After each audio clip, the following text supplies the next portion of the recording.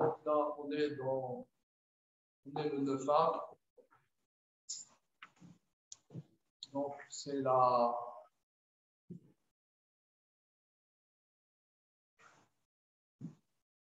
suite des 3 semaines qui ont été commencées le 17 Tammuz. Et aujourd'hui, c'est un jour sur la Bédoute, sur la destruction du Beth Amikdash, sur le deuil, sur la destruction du temple.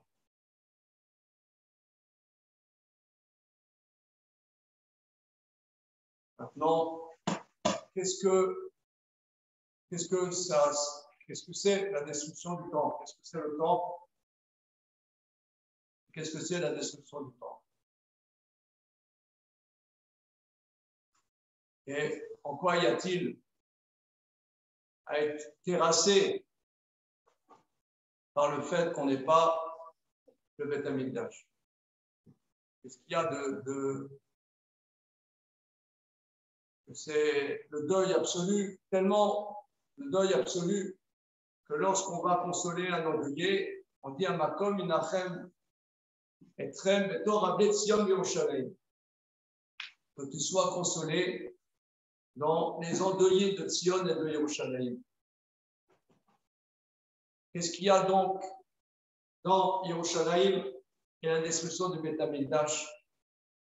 Surtout que aujourd'hui, on peut aller à Yerushalayim, on peut manger des falafels, on peut manger des glidotes, on va bien, où est le problème? Où est le problème? La question n'est pas où est le problème, où y a-t-il une catastrophe? Où y a-t-il de quoi pleurer, de quoi être terrassé, de quoi se promener dans la rue, tout d'un coup pleurer tellement on est terrassé de détresse?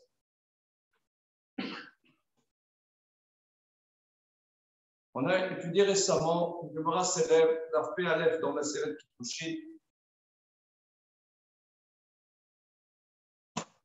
La Gemara dit comme ça. Dans Parashat Matot, il y a 2 parachiotes. Parashat Matot, on voit que une femme qui fait un éder, alors le mari a la capacité d'effacer, faire apparat des darim et des darim de sa femme, certains des darim. Le Passouk dit, donc c'est d'Arpé Aleph Amouvet, de Tanya Isha Eferam, Bachem Islachla. Son mari a effacé son vœu et Dieu lui pardonnera. Donc, le Passouk dit, son mari a effacé, Hachem Islachla. Alors, on a dit, on ne comprend pas. Si le mari a effacé le vœu, il n'y a plus de vœu. Le vœu est effacé, il n'y a pas de vœu. Donc, pourquoi Hachem Islachla? Alors, la Gemara rapporte, Bama Katum Bedaber. Et Isha Shenadra Beneder, on parle d'une femme qui a fait un éder. Shama Ba'ala Veferla, le mari a effacé. Et elle ne savait pas que son mari a effacé. Et elle a transgressé son éder. Parce que c'est écrit Isha et Feram, son mari a effacé et que Dieu lui pardonne.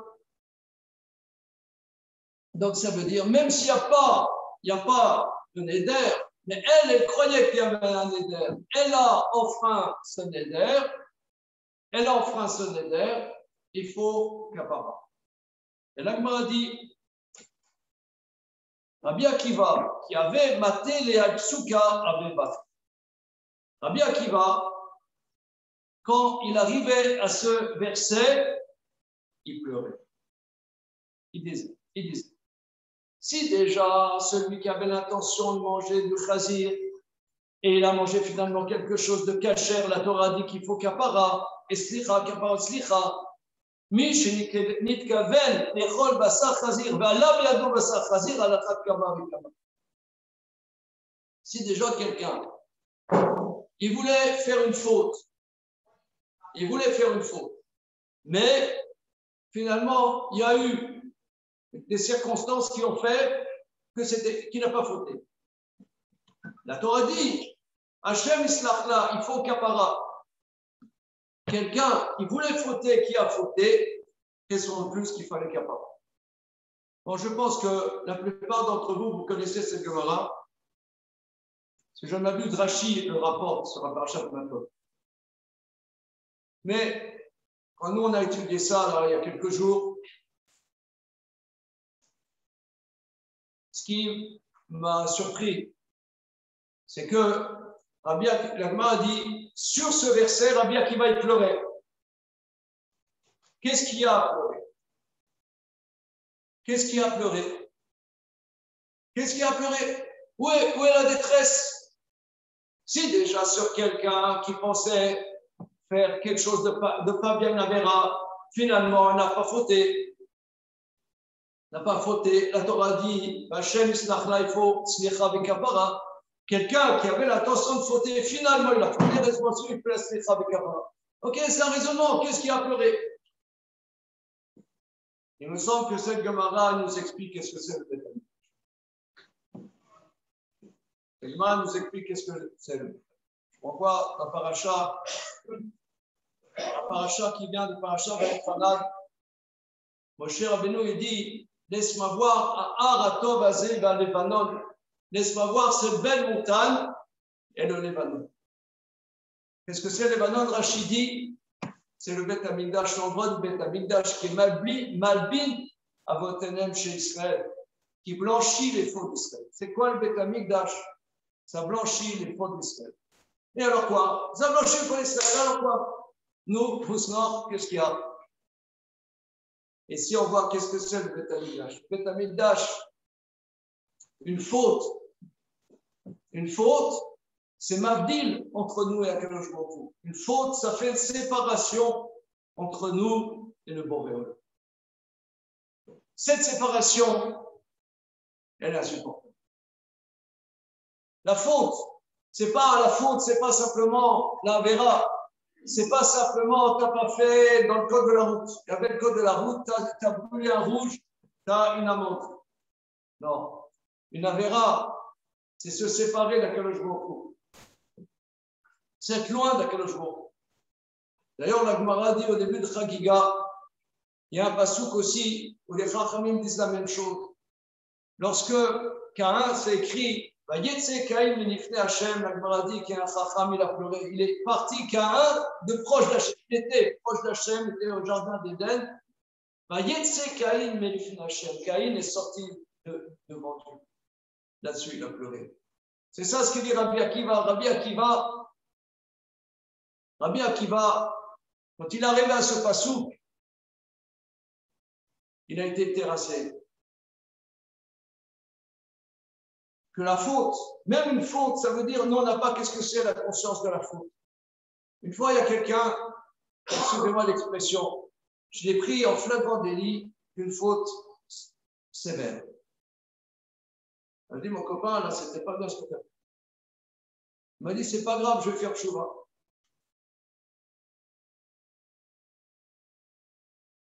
Ok. On ne sait pas qu'est-ce que c'est la chouva. Pour faire chouva, il faut se mettre avec un para. On est loin d'Hachem. On est loin de ses proximités avec Akadosh Baruch Hu. On est loin de cette. Mais c'est ça ce que je veux voir avec vous. Alors, ok, on a entendu Zizek, il a fait un ramassis de bondieuserie. Ouais, il a dit il faut être près de Dieu. Aïe, aïe, aïe. Aïe, qu'est-ce que ça veut dire? Qu'est-ce que ça veut dire être proche d'Hachem? Qu'est-ce que c'est?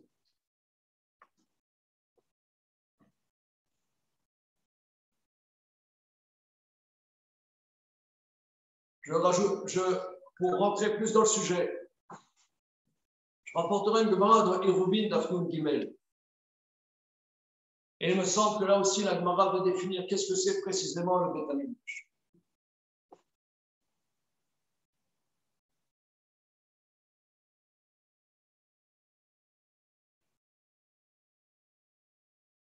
Mais pour que ça ne soit pas, si vous voulez, moi je sais que je suis érudit et j'en ai rien à faire de montrer l'érudition. Ce n'est pas l'érudition qui est intéressante. Là, on est le 9 av. On est le 9 av. Je vais vous dire en toute simplicité, qu'est-ce qui me fait le plus souffrir le 9 av, là, cette année? Ce n'est pas de ne pas manger, ce n'est pas de ne pas boire, c'est de ne pas pouvoir écouter.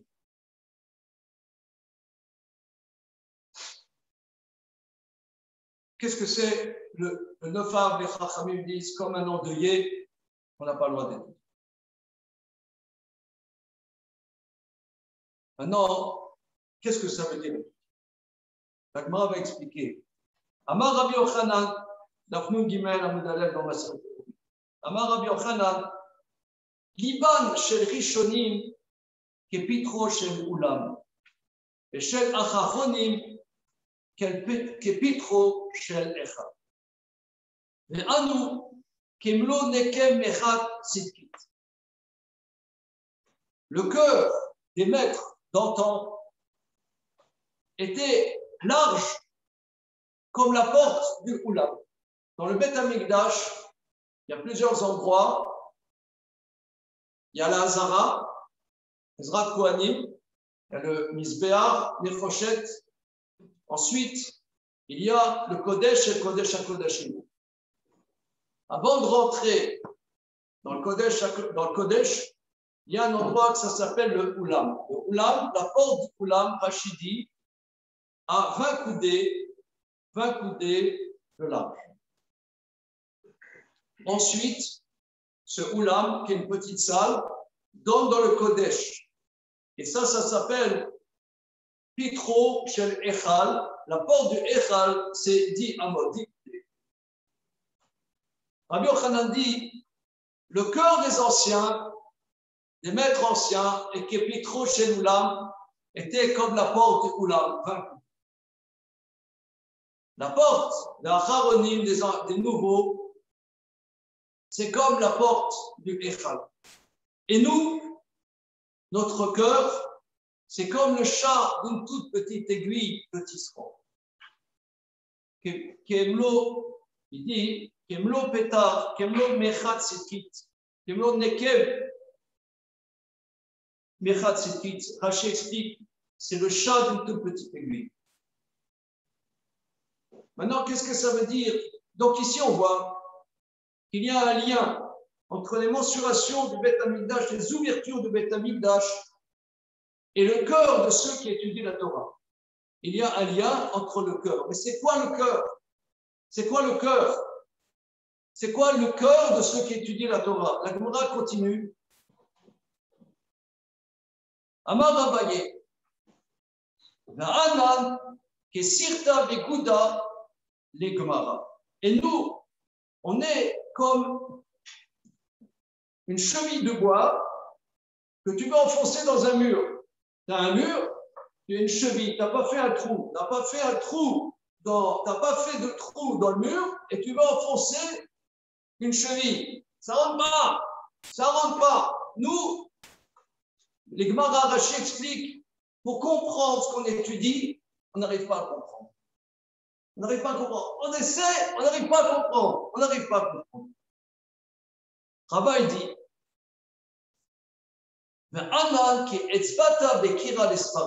il dit, nous, on est comme un doigt dans un bloc de cire pour la sfara. Qu'est-ce que ça veut dire?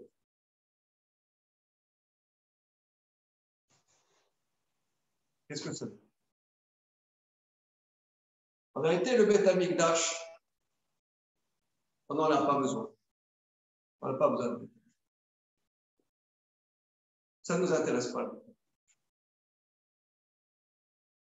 Ça ne nous intéresse pas. La Gemara dit que quelqu'un qui commence à étudier la Torah, il commence à comprendre qu'est-ce que c'est. Si tu n'étudies pas la Torah, l'âme qui est une agonoeg, la Gemara, plusieurs endroits, elle dit qu'Akadosh Baruch Hu pleure sur la destruction de Beth Amikdash, mais il pleure dans des endroits où on ne le voit pas. on ne va pas pleurer. Le Maharal explique dans Netzar Israël, parce que là où il y a la destruction du Beth Amikdash, c'est dans des endroits où on ne voit pas. Ce n'est pas ce qu'on voit. Le monde, il va bien. Vous sortez là dehors, c'est un jour d'été, tout le monde est bien, tout le monde est à l'aise, on va aller à la piscine, il n'y a plus les passes sanitaires, on est content, tout va bien. Où est le Beth Amikdash? Quelqu'un, il étudie la Torah. Baruch Hashem, la Torah, c'est incompréhensible. Rava, il dit, Rava, on voit dans la Gemara toujours, Rava, il dit, Maïtama, Rava, il dit, Maïtama de Marteret. Quelle est la raison de Marteret? Rava, il a réfléchi. Il a essayé de comprendre qu'est-ce que la Torah est en train de nous dire. Et il dit, j'arrive pas. Mon cœur, c'est comme un morceau de cire. Tu mets le doigt, ça rentre pas. Le cœur des premiers était comme Pitrochéloulam, comme la porte du Beth Amikdash. Tu rentrais dans le Beth Amikdash. Mais nous, on n'arrive pas à rentrer. On n'arrive pas à rentrer dans quoi? On n'a pas à rentrer dans l'étude de la Torah. Quand quelqu'un étudie superficiellement la Torah, il étudie, voilà, disons, je dis sans acrimonie, sans aucune acrimonie, sans rien de polémique.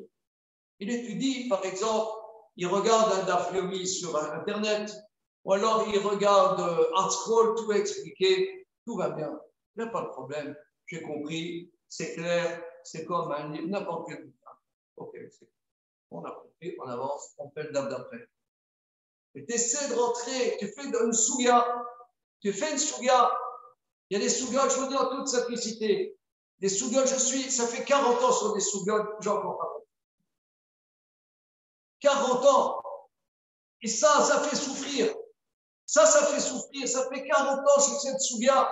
Je n'arrive pas à comprendre. Il y a Rov et Chazaka. Il y a Spekes. Il y a Davarchenomit Kaben. Il y a des sougotes. Tu les reprends. Tu ne comprends pas. Il y a des sougotes, tu ne comprends pas. Mouxé, tu ne comprends pas. Bichoul, tu ne comprends pas. Qu'est-ce que c'est Avodazara, tu ne comprends pas. Qu'est-ce que c'est Yaïn Nesser, tu ne comprends pas. Tu rentres, tu ne comprends pas. Tu ne peux pas comprendre. Parce que l'étude de la Torah, c'est la relation avec la Torah. Les Chachamim nous disent, le Midrash, il dit, sur le Vavi Vechelki, tu es le soutien de mon cœur. Sur le Vavi, à Kadosh Baruch Hu, sur le Vavi, le Midrash, il dit, à Kadosh Baruch Hu, l'Ibam chez l'Israël, à Kadosh Baruch Hu. C'est l'intériorité du cœur. Pourquoi pour nous? Pourquoi dans notre tradition? Le Midrash, il dit, abandonnez-moi l'étude de la Torah. Alors, il y en a qui vont dire, ah oui, nous prenons un judaïsme laïque. Abandonnez-moi l'étude de la Torah. Là, voilà, nous prenons un judaïsme laïque. Donc, ça veut dire, finalement, c'est un judaïsme éclairé, intelligent, qui prône la réflexion, la pensée. Tout va bien. Nous sommes dans la ville de Descartes, n'est-ce pas? La ville de Jules Ferry, la ville de Jean-Paul Sartre. Tout va bien. Nous sommes heureux. Nous prenons un judaïsme laïque. Non, ce n'est pas ça. C'est une erreur fondamentale. Par l'étude de la Torah, là, comme l'étude de la Torah, c'est incompréhensible. Comme l'étude de la Torah, c'est incompréhensible. Alors là, tu te casses la tête. Et alors là, tu commences à prier. Tu te dis, à quel je m'en fous. Fais qu'on puisse comprendre quelque chose. Fais qu'on puisse rentrer un peu dans ta Torah, j'y comprends rien. Fais qu'on puisse rentrer. Et alors là, on pleure. Parce qu'on est en face de quelque chose qu'on ne comprend pas. De quelque chose qui nous dépasse. C'est ce qui nous dépasse en réalité, c'est par la Torah, c'est que beaucoup qui nous dépasse. Et là, on découvre la prière, ça s'appelle Avodah Shebaled. Quel est le travail qui est dans le cœur? Avodah Shebaled, c'est un travail dans le cœur. Avodah Shebaled, une avodah qui est que dans le cœur. C'est dans le ressenti, c'est dans l'intériorité.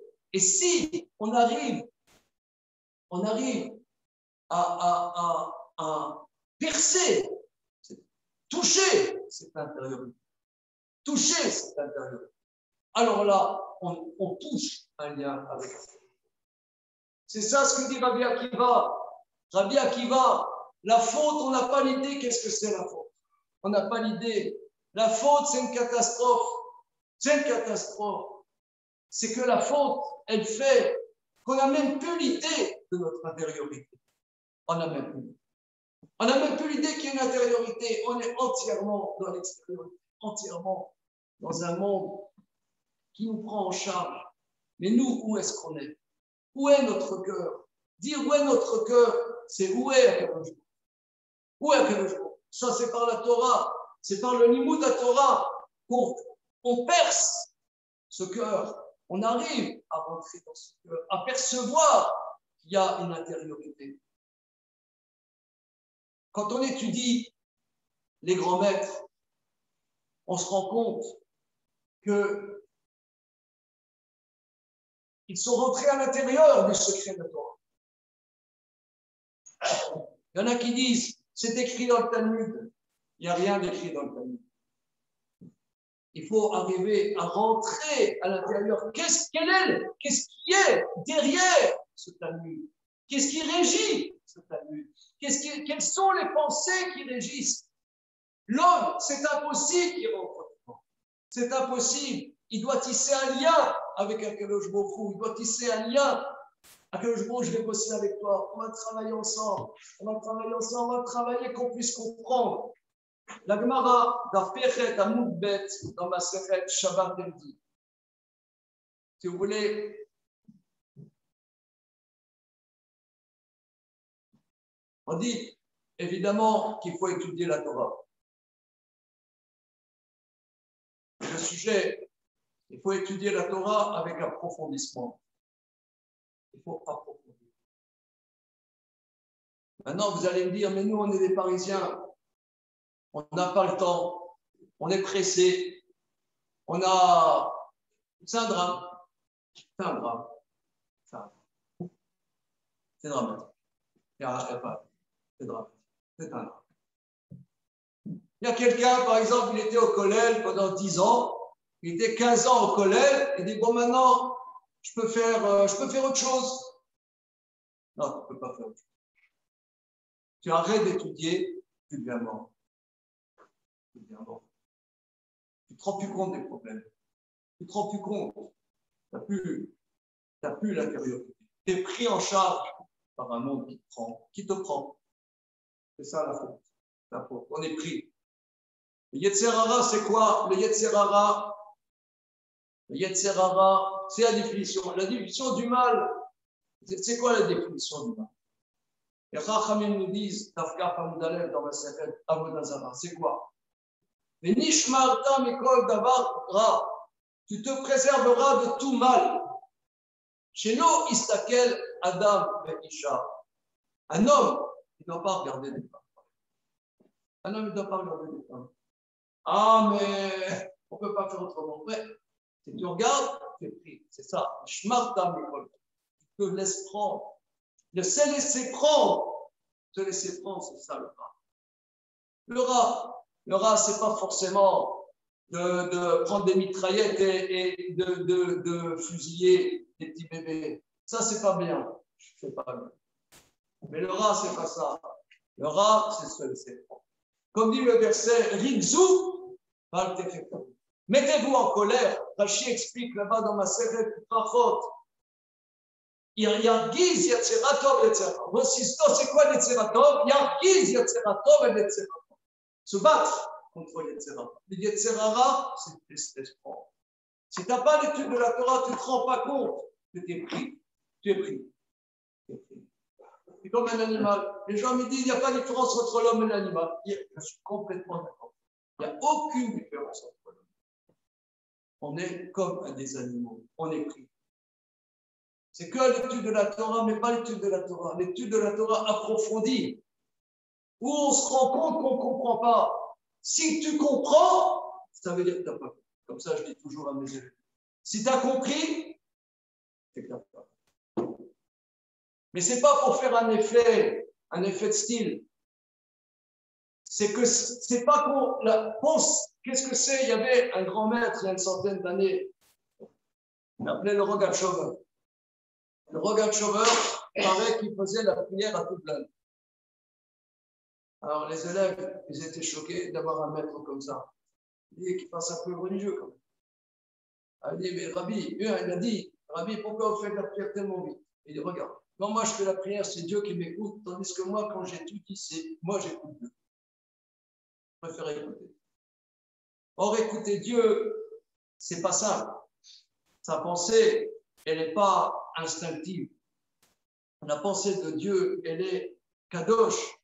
C'est une pensée, comme on dit, kadosh, kadosh, kadosh, très, très, très, très kadosh. Très kadosh. Comment nous, qui sommes faits de chair et de sang, on peut atteindre la pensée de Dieu? Comment? Si tu dis j'ai compris, c'est pas possible, c'est clair. Donc, tant que tu sens que tu as compris, ça veut dire que c'est ça le lieu du Beth Amikdash. Le lieu du Beth Amikdash, c'est le lien entre nous, les créatures, et Akadosh Baruch Hu, et le lien entre les créatures et nous. C'est ça le lieu du Beth Amikdash. C'est ça ce que la Gemara dit. Le cœur des Rishonim, qui est Pitro chez l'Oulam, le cœur des premiers, c'est comme Pitro chez l'Oulam. Maintenant, vous regardez le Maharsho. La Gemara dit, c'est qui les Rishonim? C'est qui les Acharonim? La Gemara dit, c'est qui les Rishonim? Rabbi Akiva, Acharonim, Rabbi Lazar, Ben Shammua. Regardez le Maharsho, il dit sur place. On peut remarquer que ces deux étaient des Asara Arugé Malchut, comme on l'a dit ce matin dans les keynotes. Dans Arzea Lebanon, Agira Torah, dans la kina qu'on a dit ici ce matin, que Arzea Lebanon, les cèdres du Liban, Agira Torah, les géants de la Torah, les 10 qui ont été tués par les Romains, il y avait Rabbi Akiva, Rabbi Lazar Ben Shammua.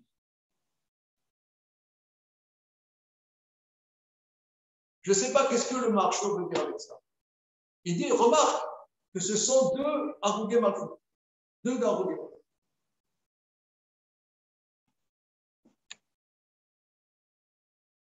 Il me semble qu'un yid, quel qu'il soit, il faut qu'il assume qu'on n'est pas des gens de ce monde. Il faut qu'on assume que nous sommes des extraterrestres. On n'est pas des gens de ce monde. C'est ça, Arugé Malchut. Ce matin, on a lu les keynotes et plusieurs d'entre vous étaient bouleversés à la lecture des keynotes. Très, très bouleversés dans les keynotes. Parce qu'on sent qu'on touche une perception de la vie qui n'est pas la vie, c'est pas la vie simple, comme on dit, voilà, tu vas te brosser les dents, tu vas mettre tes chaussures, tu vas tirer tes chaussures, tu vas gagner ta vie, machin. C'est pas une vie comme ça. La vie des enfants d'Israël, lorsqu'il y a le Beth Amikdash, ou lorsqu'il y a le Beth Amikdash intérieur, c'est pas une vie simple, c'est une vie qui sort complètement du naturel. Une vie dans une proximité avec les Borbé Olam. Je vais vous dire une Gemara. Quand j'ai étudié la Gemara que je vais vous dire, j'ai pleuré. Rabbi Akiva, quand il a entendu ça, il a pleuré. La Gemara que je vais vous dire, j'ai pleuré. Je vais vous dire. C'est dans Sota, Yudbet. Ce n'est pas la Gemara, c'est le commentaire du Maharal sur ça.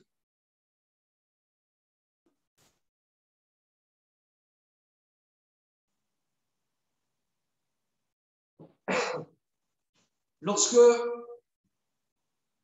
Pharaon a décrété que les petits garçons qui naîtraient juifs, hébreux, il fallait les tuer. Alors Amram, qui était grand de la génération, il a dit on ne peut plus continuer à vivre maritalement, On doit se séparer de nos épouses, on doit se séparer de nos épouses, et il a donné un guet à sa femme, Yochebed. Myriam, la petite, elle a dit, mais papa, tu es pire que Pharaon, parce que maintenant, d'accord, il n'y aura pas les garçons, mais et les filles? Alors, tu as raison, ma fille. Vayeler Ish le Bet Lévi, Vaikar et Bat Lévi, il est allé, un homme de la maison de Lévi, il a pris la fille. Vayeler, et Chachamim là-bas dans Sota, la fille de dit, il est allé, évidemment il est allé. Il venait d'où? Il est allé sur le conseil de sa fille, il a préposé Yochebed. 6 mois après, elle a accouché. Puisqu'on dit que les garçons, les policiers, au bout de 3 mois, ils ont cherché petit. Donc ça veut dire, ils ont noté quand est-ce qu'elle s'est mariée. 6 mois après, ils viennent voir où est-ce qu'il y a un bébé. 9 mois. Mais elle a accouché au bout de 6. Rachid sur le Chumash dit qu'il est né à 6 mois, 1 jour. Mais la Gemara ne dit pas comme ça. La Gemara dit que lorsque Amram a épousé Yochebed, a réépousé Yochebed, elle était enceinte de lui de 3 mois. C'est pour ça qu'elle a accouché à 6 mois. Donc ils sont venus au bout de 9 mois, mais en réalité, elle était enceinte de 3 mois. Ça, c'est la chita du chasse. Ce n'est pas comme ça que la chita. En vérité, le pshat dans le passage, c'est écrit, il a pris et bat Lévi, ben. Elle a été enceinte et elle a mis au monde un garçon. Elle a été enceinte, mais la Gemara dit, mais elle était, d'après ce qu'on vient de dire, elle était enceinte avant, donc ça veut dire, c'est pas qu'elle était enceinte après qu'il l'a épousée, elle était enceinte avant, pourquoi s'écrire enceinte là? C'est pour nous dire qu'elle a accouché avec facilité, avec douceur, comme une femme qui est fécondée. Elle est fécondée aussi dans la douceur chez l'Obetsa, sans souffrance.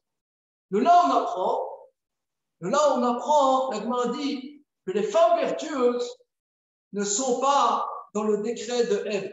Ève, elle a eu, tu enfanteras dans la douleur. Ouais. Eh bien, les femmes vertueuses, elles ne sont pas dans le décret de Ève. Comme on voit, elle a accouché tranquille, elle a accouché dans la douceur, dans le plaisir même, on pourrait dire. Elle a accouché dans le plaisir. Alors, le Maharal dit dans Chidushei Agadot sur Sota, et aussi dans le Borot Hashem, exactement la même chose. Il dit le Maharal, parce que les tzadikim qui font la volonté d'Hachem, eux, ils sont comme ils font la volonté d'Hachem, pour eux, ils ne sont pas obnubilés par les difficultés de l'existence. Par exemple, ils vont dire, oh là là, moi j'ai reçu la facture EDF, GDF, Engie. J'ai la facture Engie, ils se sont trompés, va falloir, oh là là là là, quel magouilleur, quelle arnaque, etc. Et l'autre, il a dit, voilà, et machin, et je suis allé à la chaude de Bafrois, quel enfoiré là-bas, ils n'ont même pas la climatisation. Oh là là, machin, ouais. Alors il dit, ceux qui font la volonté d'Hachem, ils ne sont pas obnubilés par tout ce qui obnubile les gens dans l'existence. Il y a plein de trucs qui nous obnubilent, qui, voilà, j'ai les pieds, la papa, j'ai le racisme, etc. Ah mon Dieu, que c'est temps d'être toujours patraque, etc. Alors, il dit non, les tzadikim font la volonté d'Hachem, comme ici, le Yochebed, qui malgré les difficultés, elle amène un enfant au monde au moment le plus catastrophique. Elle amène un enfant au monde, elle construit le monde, et cet enfant, ça va être lui qui va recevoir la Torah. Elle a accouché chez l'Obetsa. Elle n'a pas accouché de Elle n'a pas accouché. Alors le Maharal dit, il développe, et surtout que la base de la Torah, ce n'est pas la souffrance. La Torah, c'est la construction du monde. Le tsar,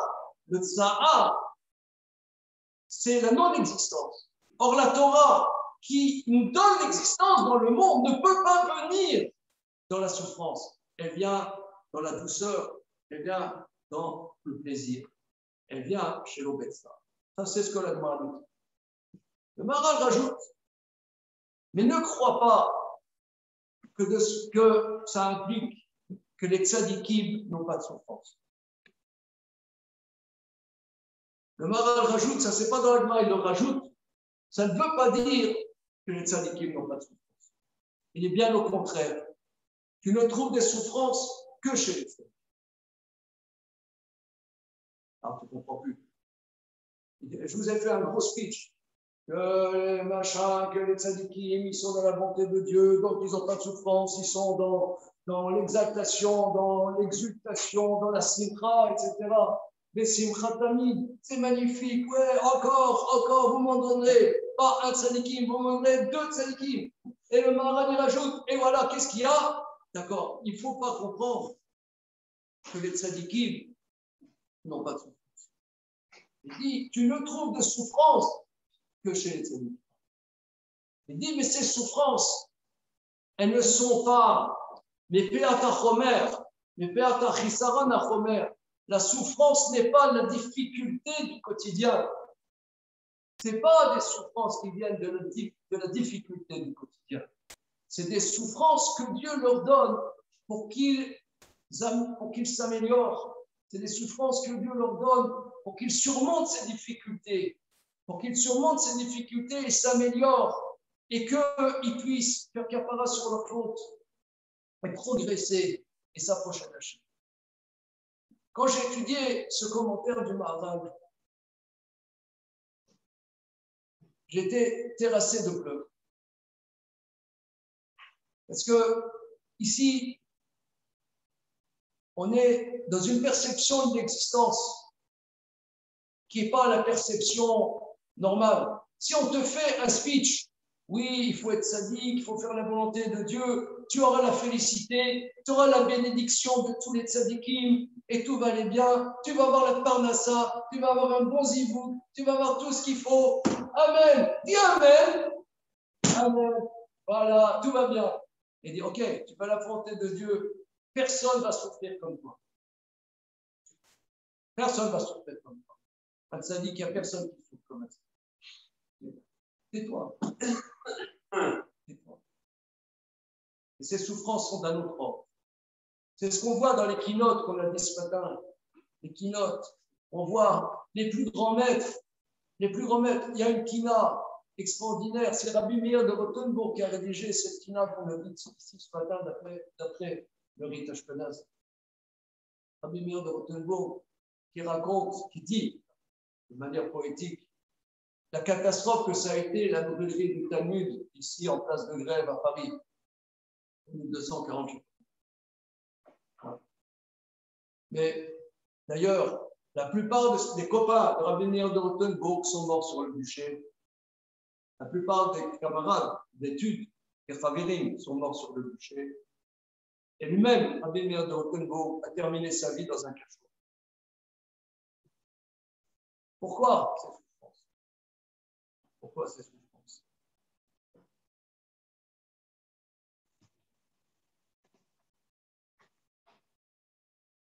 La vie d'Aïd, ce n'est pas une vie simple. Ce n'est pas une vie chouta, ce n'est pas une vie simple, ce n'est pas une vie, comment dire, linéaire. C'est une vie qu'on ne comprend pas. C'est une vie qu'on ne comprend pas. C'est une vie qui dépasse la manière instinctive de vivre les choses. Le Chazon Ish, il explique Zot la Torah Adam qui yamout ba'oel. Voilà la Torah, un homme qui meurt dans la tente. La Torah ne s'accomplit que sur celui qui se tue. Le Chazon Ish explique, ça ne veut pas dire qu'il saute par la fenêtre. Mais Memitatzmo, ça veut dire qu'il bouge de la manière instinctive de vivre. Il est noté de la manière simple, chouta, instinctive de vivre. Encore autre chose. Encore autre chose.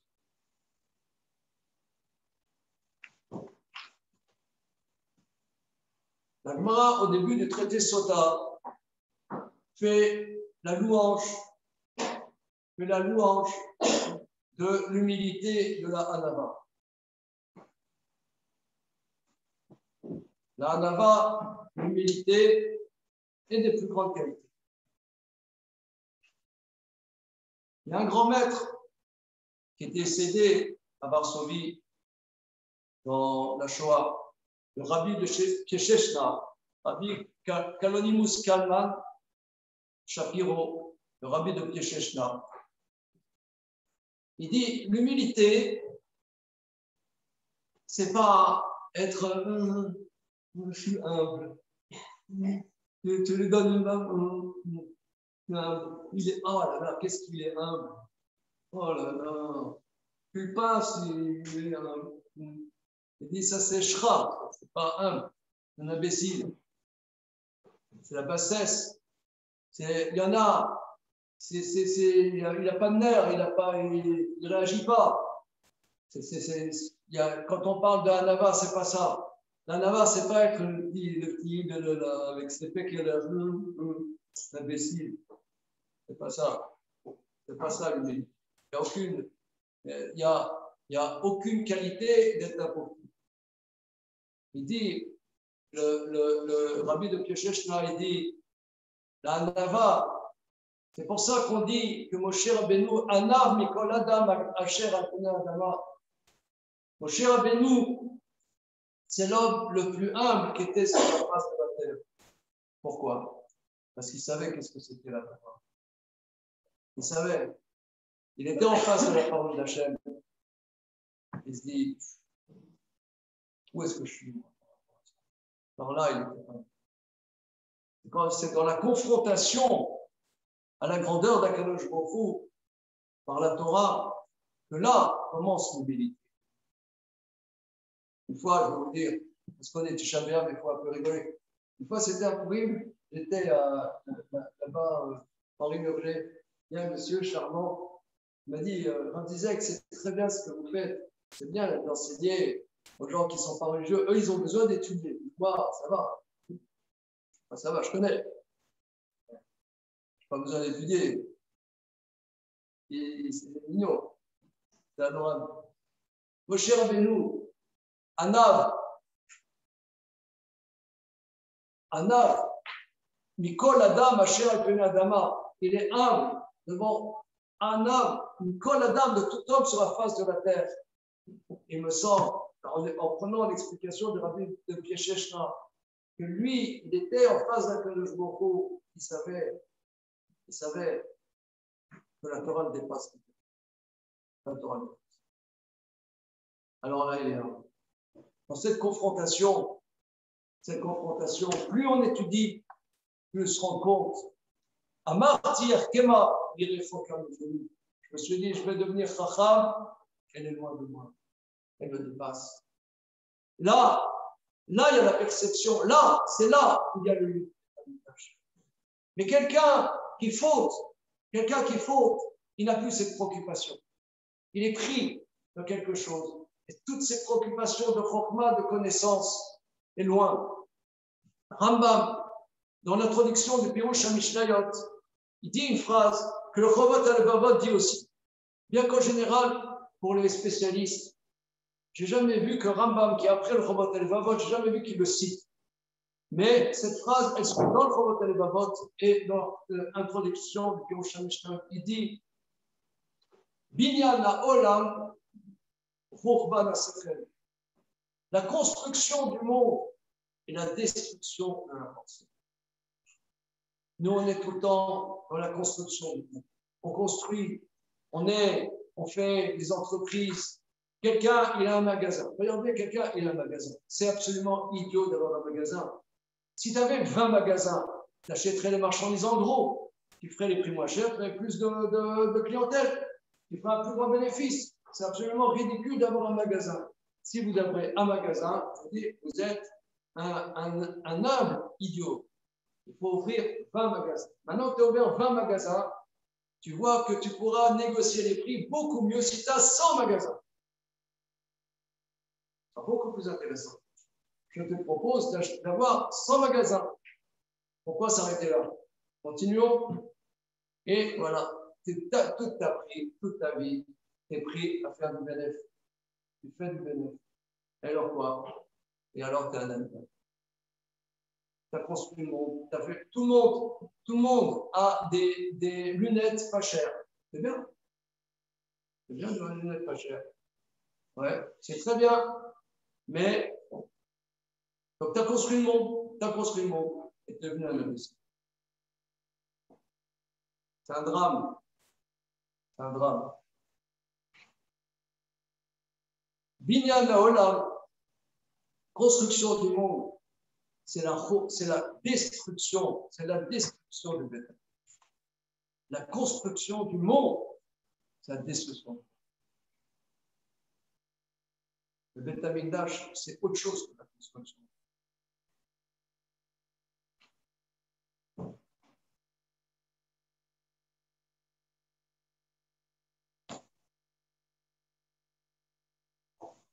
Lorsque Rav Rekin, Zichrono Livracha, est décédé, j'ai entendu Rav Gershon Kahen faire un espèce. Rav Gershon Kahen, vous avez entendu parler. Des gens extraordinaires. Rav Gershon, Alain Shalom, il a dit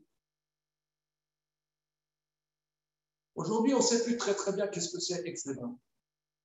Aix-les-Bains, c'est un endroit, on sait que c'est là l'endroit où pratiquement tout le judaïsme de Torah s'est construit à partir d'Aix-les-Bains.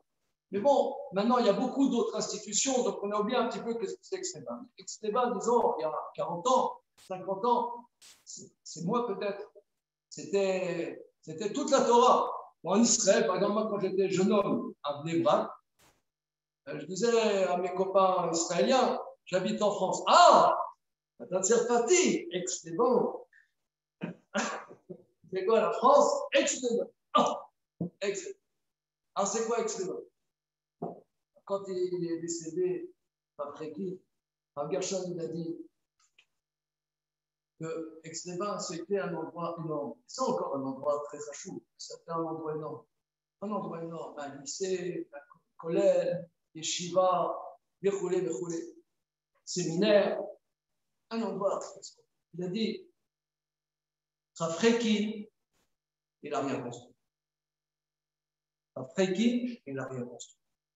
Agmara dans ce cas, il dit que le troisième Beth Amikdash, il va venir entièrement construit du ciel. Entièrement construit du ciel. Rachid explique. Rachid dit là-bas. Là, je n'ai pas le daf en tête. Vous regarderez. On trouvera la référence. Le troisième Beth Amikdash, il viendra complètement construit du ciel. Comme ça, Rachid explique là-bas. Rav Gershon, il a dit sur Rav Rekin. Rav Rekin, il n'a rien construit. Aix-les-Bains, c'est venu entièrement construit. Ce n'est pas une construction. C'est l'ibam, c'est le cœur. C'est la construction du cœur. C'est la construction de la pensée. C'est la construction du lien avec Akadosh Baruch Hu. Quand on est dans la construction du monde, on ne se rend même pas compte que ça, on a complètement oublié. On a oublié la Einstein. On a oublié la simplicité.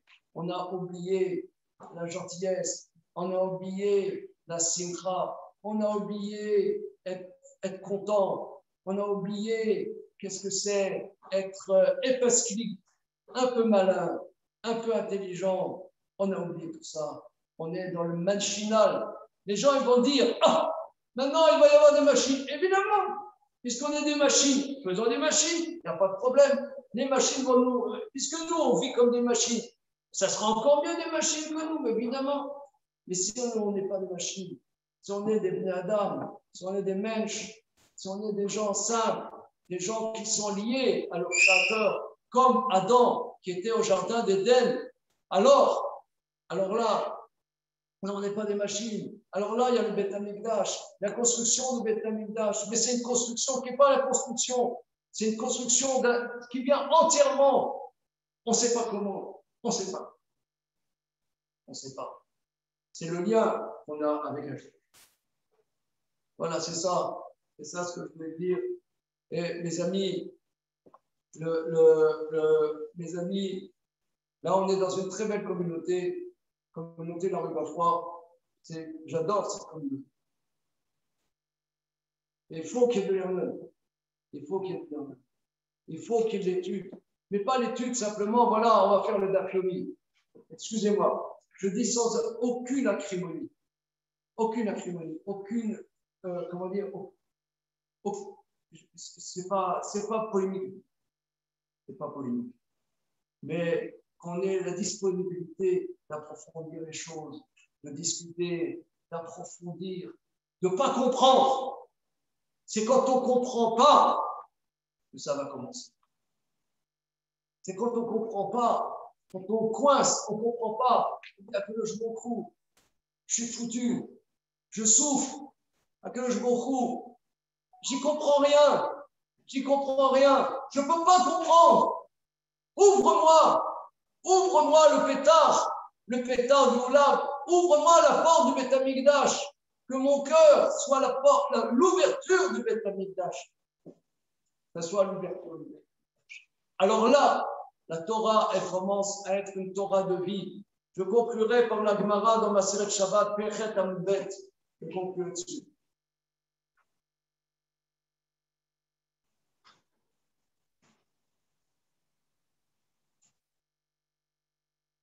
Rava, on a parlé tout à l'heure de Rava. Rava, il dit les Meyaminimba Sama de Chaye et Masbilimba Sama de Muta. Je vais vous dire aussi, moi je crois que c'est un problème, avant de traduire la Gemara, je crois que c'est un problème très important de notre génération. Dans notre génération, il y a un grand boom de Torah. Bon, Rachel.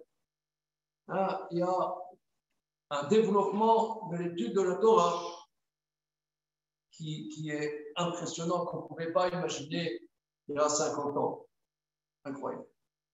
J'ai vu dans un livre, il dit, et au nom d'un chacham, il dit, si tu avais dit la chose la plus absurde, elle aurait été plus vraisemblable que le développement de la Torah qui est aujourd'hui. Je dis la chose la plus absurde. Quelqu'un, c'est absurde, c'est débile. Mais il y a 50 ans, tu aurais dit, 50 ans après, il y aurait un développement de la Torah comme il y a aujourd'hui, c'est la chose la plus absurde qu'on aurait pu dire.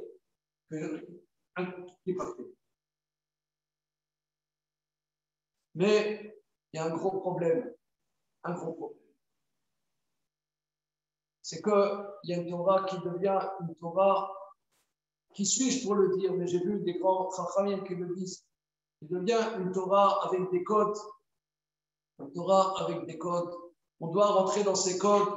Tu es dans un collège, tu dois étudier dans ce collège, voilà. Il y a les marées mekomot, il faut étudier ça, tu dois rentrer dans un truc, il y a les marées mekomot, il y a les trucs, ces machins, tout est balisé, tout le judaïsme est balisé, il est entièrement balisé, c'est comme ça, voilà, c'est comme ça, voilà les codes. Pour rentrer, il faut des codes.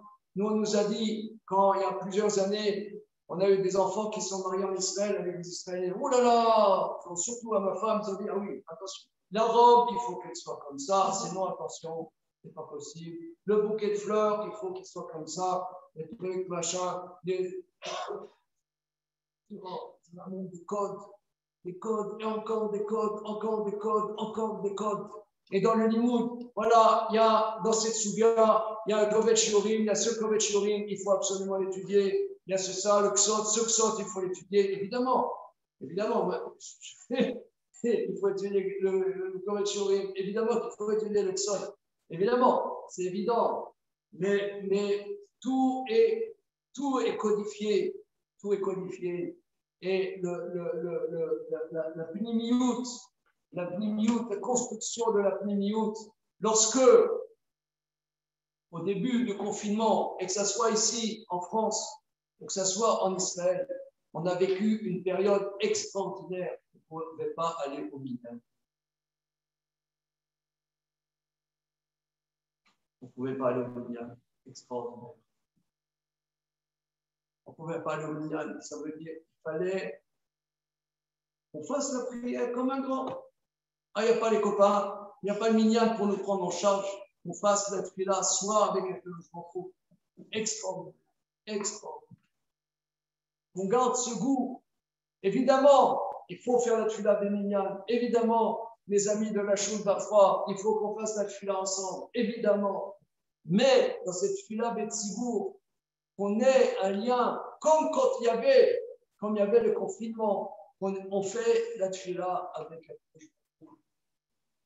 C'est la construction du monde, c'est la destruction du Beth Amikdash. La construction du Beth Amikdash, c'est autre chose que la construction du monde.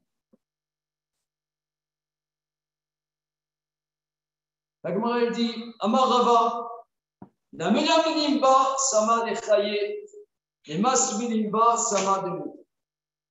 Rava il dit, pour ceux qui étudient la Torah avec la main droite, la Torah, c'est une potion de vie. Pour ceux qui étudient la Torah avec la main gauche, c'est une potion mortelle, c'est un poison mortel. Pour ceux qui étudient la Torah avec la main droite, la Torah, c'est une Torah de vie. Pour ceux qui étudient la Torah avec la main gauche, c'est une potion mortelle. Qu'est-ce que ça veut dire étudier avec la main droite?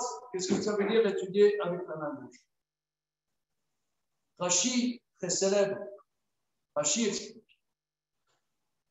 Qu'est-ce que ça veut dire étudier avec la main droite? Rashi explique, c'est étudier comme il faut étudier. Qu'est-ce que ça veut dire étudier la Torah? Les Mayamenimba, étudier avec la main droite. Rashi dit, Asukim bechol kocham utrudim ledat soda, ki adam amishtamesh beyan yemino sheika, investi avec toute leur force et perturbés pour connaître le secret de la Torah. Quelqu'un, ça s'appelle étudier la Torah. Rashi nous dit qu'est-ce que c'est étudier la Torah? Asukim bechol kocham, ils investissent toute leur force. Mais Troudim, ils sont perturbés, la date soda, perturbés pour comprendre, mais comment ça marche le truc? Comment ça marche? Comment ça marche? Perturbés, tant qu'ils n'ont pas compris comment ça marche, ils sont perturbés. Ils sont perturbés pour comprendre le secret. Ça, alors la Torah, c'est une Torah de vie. Pourquoi c'est une Torah de vie? Parce que connaître le secret de la Torah, connaître le secret de la Torah, c'est tisser un lien avec la Torah.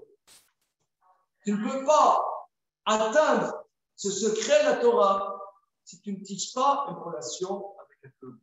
Tu découvres il y a un Torah. C'est pour ça d'ailleurs que l'Agma a dit est-ce qu'il vaut mieux étudier là où on étudie, est-ce qu'il vaut mieux faire la prière là où on étudie ou au Beth Knesset? La Gemara dit non, Bene Amoudé, là on étudie. Parce que la tfila, le lien avec Akadosh Baruch Hu, on le découvre dans l'étude de la Torah. C'est par l'étude de la Torah qu'on découvre un lien avec Akadosh Baruch Hu. Et découvrir ce lien avec Akadosh Baruch Hu fait qu'il y a Akadosh Baruch Hu ici sur terre. C'est ça le Beth Amikdash. C'est là qu'il y a Akadosh Baruch Hu sur terre. Là, il y a une place. C'est ce que la Gemara dit d'Afyud Zaïn dans la Sechet Brachot. Miyom Nicham et Amikdash. Depuis que le Beth Amikdash est détruit, et non la Kadosh Baruch Hu et la Aramot. Akadosh Baruch Hu, il n'a que les 4 coudées de la Halakha. Où est Akadosh Baruch Hu? Où est Akadosh Baruch Hu? Là, on étudie la Halakha, la consistance de la Halakha. La Halakha, le summum de l'étude, c'est l'étude qui arrive à Halakha les Maaseh, tellement précise qu'elle arrive à Halakha les Maaseh. Ça s'appelle ça la Halakha. Ça, il n'y a que ça que je vous donne. Donc, on voit ici que la construction du Beth Amikdash, où elle est? Où est le Beth Amikdash? C'est dans ce lien qu'on a avec la Torah. On peut avoir l'expérience dans l'étude de la Torah comme elle se conçoit, comme l'étude de la Torah se conçoit. Je terminerai, la Gemara dit, le Vashidi, Parashat Bechukotai.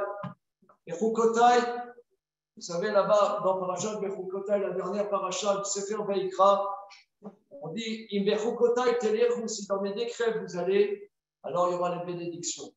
Si vous n'allez pas dans Bechukotai, il y aura les bénédictions.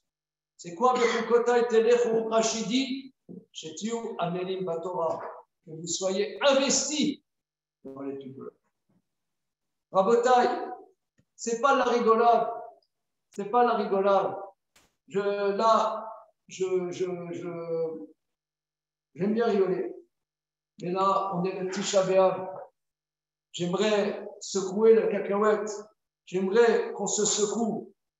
Parce que c'est pas dans l'air du temps. C'est pas dans l'air du temps de prendre de la disponibilité pour étudier la Torah. Et même, malgré le fait qu'il y a beaucoup de gens qui étudient la Torah en Israël, je discute beaucoup avec mes fils. Il y a des gens extraordinaires, des Kedoshé Elion, des gens incroyables qui dépassent l'entendement. Mais des fois, on oublie qu'est-ce que c'est. On n'a même pas l'idée de qu'est-ce que c'est avoir un chemin personnel dans l'étude de la Torah. Trouver son chemin, comme on dit. Comme on dit d'ailleurs, si vous pouvez remarquer que tout ça est lié, on dit dans la Tfila,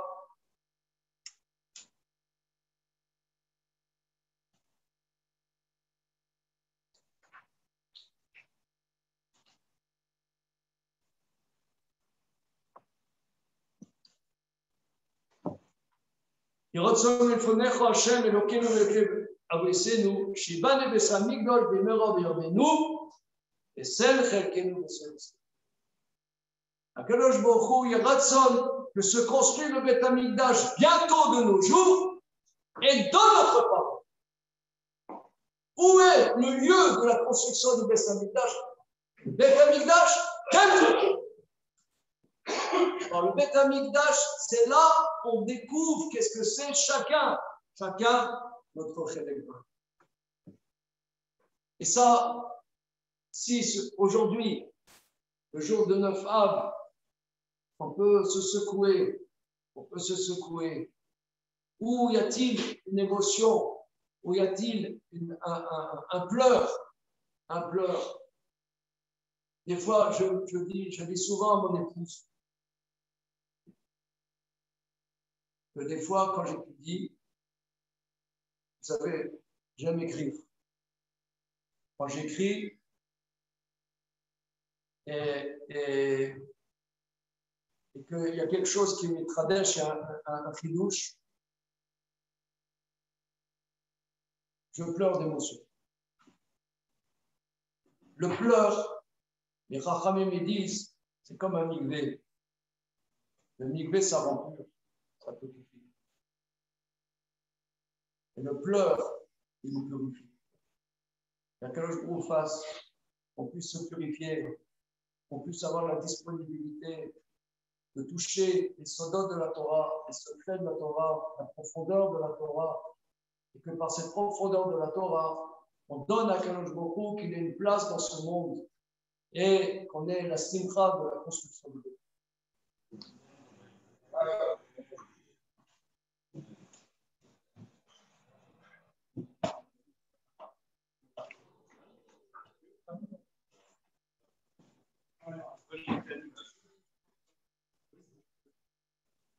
Ani Maamin, Ani Maamin, Ani Maamin,